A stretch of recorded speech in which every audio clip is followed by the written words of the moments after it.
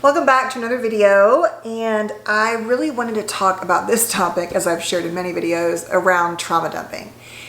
And I want you to watch this video with so much grace and compassion and love for yourself if you can, because I think that when we have unprocessed shame, trauma, loss, and grief, whatever, anger, around things that can happen in our lives, we can be living out and reenacting our trauma and not necessarily knowing we're doing it. And one of the things that I think is really common is the shame spiral of trauma dumping. So you feel bad inside, maybe you don't recognize it, or maybe that you do. Then you end up trauma dumping and oversharing really more than you would have liked to with somebody. And for different reasons, now you wish you could take it back, you feel unsafe, or you feel bad and you shame yourself for doing it. And then you keep the shame going and you don't end up healing, and then you just do it again and again and again. And so I thought we'd talk about signs that you are trauma dumping, just so you can be aware of it and decide whether or not you do want to share certain things. I've said before in many videos, when I first got divorced and I had all these like little tiny kids, I just sometimes would be in random places, like with strangers. And as I'm discovering, this may be also related to how my brain works. But sometimes, like, I would just say the most random shit to people, like, about my divorce. And I know I felt so much shame about it. And it wasn't really a story I could fully share. It was like I felt like I needed to say, well, this is why I've got 4 kids in the mall with me by myself, you know? And it was my issue. But I think there were times when it was not great for the other person, especially people I didn't know. I mean, I'm not saying I did it everywhere. I was not in the field at this time. I was like 10, 12 years after a master's in psychology, had been a stay-at-home mom, and I think I had really lost my identity. And I felt being the stay-at-home mom gave me this role. Not that it was a perfect dynamic, but then once I lost that and I was a single mom, which is the one thing I did not want to be after growing up that way, I had a lot of shame. So I trauma dumped.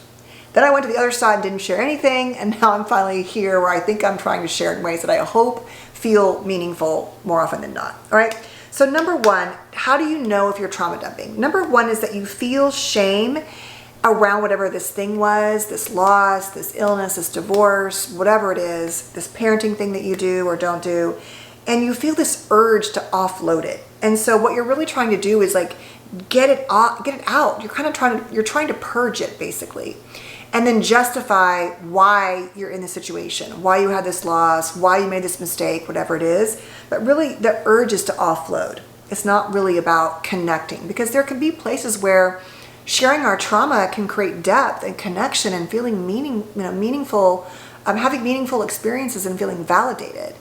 And I think the problem is, especially for those of us who don't like shallow conversation, we might go to trauma sharing a little bit too soon. We might not. It might be a great bond, but we want to learn to kind of like understand that. Number two, what you're doing is unconsciously, you are looking for places to slip it in at every moment, right? So it's like, it doesn't really fit. So if you find yourself like sharing your trauma stories and you're like, I don't really know how I got from there to there, that might be part of it. You might be actually unconsciously just trying to find places to share.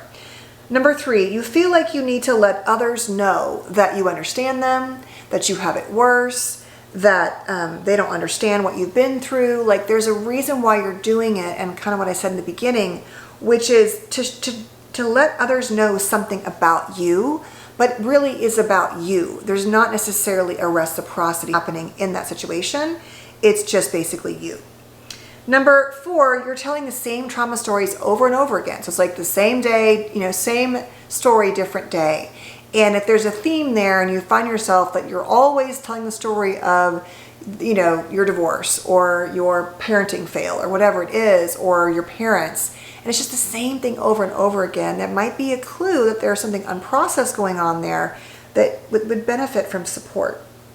Number five, you're not thinking about how you're sharing what you're sharing is impacting others. And in fact, you're not really reading the room. And so I think for many of us, like, I know that sometimes I would just say things, even now I have a neighbor and I say random shit. Sometimes I'm like, what did you say that for? Like I said, there could be bigger reasons, but we're not really we're not necessarily doing it like I'm not thinking about you, I don't care. It's just that oftentimes our brains are often impulsive, we're thinking quickly, and or maybe we are reading the room and we're not letting it like inform our decision. So it could be like a just impulsive, you didn't think what you were saying, mattered, and then you're like, oh my God, why did I say that?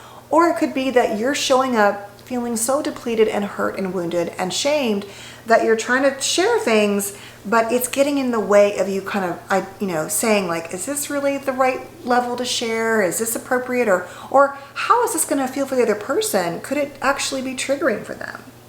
Number 6, you're in a lot of pain and you just can't seem to let go and you need help. And that is another reason why you're doing it.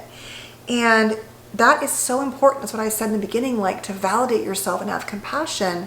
This is your wound coming up oftentimes. And so you really want to honor that. It's just that until you turn to it and face it and acknowledge it, you're more likely to be stuck in that shame spiral. So what can you do? Number 1, you want to learn to pause, to try to, like, before you go to things, think, okay, I don't want to trauma dump if you're really working on this. Or if I feel compelled to share, I'm going to try to pause and count to 50 in my head, or go to the bathroom and come back and then decide if I want to proceed. But learning how to be aware, mindfully aware and pause is a skill, but important. You want to ask yourself, why am I sharing this, ideally, in that pausing? What is the purpose of this? How much do I really want to share? You want to obviously think about doing things like journaling. That's a great place to kind of purge out. It could be that you write to your shame. It could be that you write about the trauma dumping. It can be about the trauma.